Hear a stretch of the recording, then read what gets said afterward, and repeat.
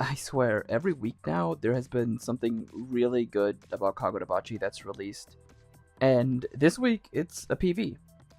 And in case you don't know what that means, we got a promotional video for the upcoming volume of Kagurabachi, as they show various different panels come to life in an animated form throughout the video. And I gotta say, this looks really cool, and it makes me even more excited at the possibility of an anime in the future. And, this isn't new for mangas. Like, various other series have had this. Black Clover's had it, Jujutsu Kaisen's had it, My Hero's had it. Like, very, very many different popular mangas have had PVs like this. So it's really cool to see Kagurabachi get one like this. And, it just further shows that it's really become a successful series for both Shueisha and Weekly Shonen Jump. So it really makes me happy to see this.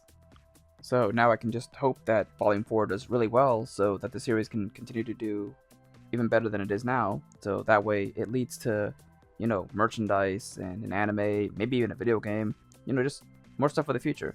Which I have no doubt that it will. Kagurabachi's been on a streak, and it's going to continue into next week, because this week, we got the PV that I'm talking about, and I believe we're getting a color spread and a lead color page, which is really awesome. So the good stuff keeps coming, and that makes me happy. So I can't wait to talk about that next week. But for now, let's talk about the chapter they just released.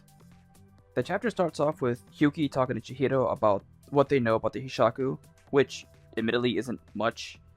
They always try to track them down and try to be one step ahead of them, but they're always one step behind, and it's been that way for a while. So that's where we see Chihiro say to himself, yeah, we need to break that pattern. Now Chihiro's going to do his best to make sure that Hiruhiko reveals all the information that he wants about the Hishaku. And that's where Hiruhiko is like, oh, I'm glad you're raring to go. I've been looking forward to this moment. I'm 18, too, by the way. Same as you. And Chihiro's like, okay, and? Then Hiruhiko's like, killing people. I first learned about that option when I was 3. It became itched into my bones. But the kids around me weren't like that. Up till now, I'd never had anyone my age I'd consider a peer. Chihiro Rukuhira, you and I could be friends. And like immediately after that, Chihiro just fucking snaps. He charges forward with everything he's got, and he's like, don't you dare equate me with you and your heinous deeds. But Hiruhiko continues to taunt him, and he's like, we're equals. You can call me Hiruhiko. That's when he uses his origami ability to vanish and disappear. And Chihiro's like, oh, he's gone. Where'd he go? And this part caught me off guard. But then he's just, walking across the street like it's nothing.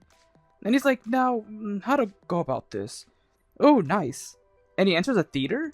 And he just sits down casually. And he's like, yeah, let me just enjoy this. And he's like, I'll let the assassins at the Senkutsu temple handle Iruha, while I enjoy the show. And then afterwards, he starts asking the guy next to him whether it's the first time he's seen this play. And he's like, yeah, I've seen it, but we should be quiet. And Hirohiko, he's not impressed. He's already bored of it. But then the guy next to him is like, you're bleeding. Which caught me off guard. I didn't think Chihiro actually landed a hit on him. But yeah, he actually did. And then this man, Hirohiko, he comes out and says, oh, this? Oh, a guy with enchanted blade cut me. You should watch out too. What a nonchalant response.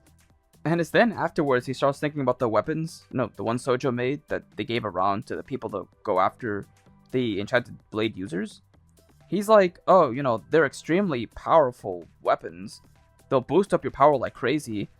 But if you yourself aren't very skillful, it's not going to mean much. Like, there's only so much a power-up can do unless you actually know what you're doing. That's when we go back to Chihiro, and he's fighting against the 3 goons that's going after him. Which eventually leads him to going into the theater and taking the fight there. And as he makes a really cool and sick landing, the audience members get covered in blood, Hirohiko included. And everyone starts to freak out because, not only are they drenched in blood, but Chihiro just decapitated one of the dudes. So imagine being in a theater and seeing that. That is pretty hardcore, and that's like one thing about Kagurabachi like I really like. Chihiro doesn't hold back. This man is killing. It doesn't matter if just a random subordinate or what, you are going to die. Whether that's in front of an audience or not, you are gone. It's then we see Hirohiko continue to taunt Chihiro, and he's like, you feel it, don't you? To the average person, you're a monster. And Chihiro comes up with a clever response. He's like, whose fault is that? And that's where we see the chapter end with Hiruhiko saying, don't you see?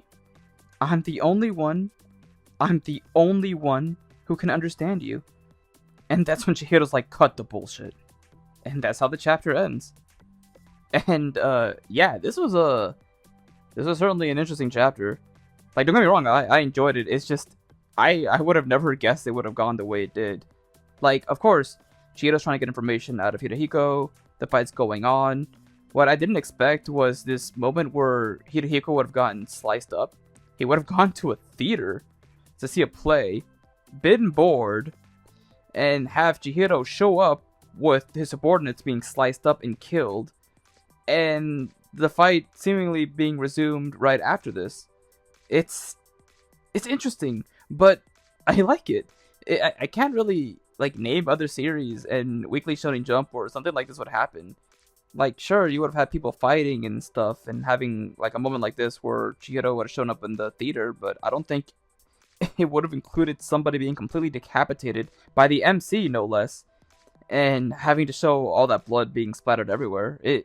It's quite the entrance to see from a main character. Like, sure, you'll see like a moment like this with like villains and stuff, but with an MC, that is kind of rare in Weekly Shonen Jump. But yeah, solid chapter. Interesting to see Hiruhiko taunt Chihiro the way he did. Pretty wild to see Chihiro rage towards him after all of it. So how this fight continues will actually be really fun to see. And I look forward to seeing Chihiro try to get the information out of Hiruhiko. So the fight continues next week, so that'll be really fun to see. But yeah, those are my thoughts on the chapter.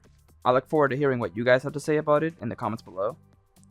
And yeah, that's everything I have to say about the chapter for now. It's really great that we got a PV, and I look forward to seeing the lead color page and the color spread that comes with the chapter next week. So, you know, more to look forward to when it comes to Kagurabachi. And I couldn't be happier to be receiving it all. So, yeah, that's everything I had to say for now. As usual, just looking forward to the next chapter. Peace out, and take care, everyone.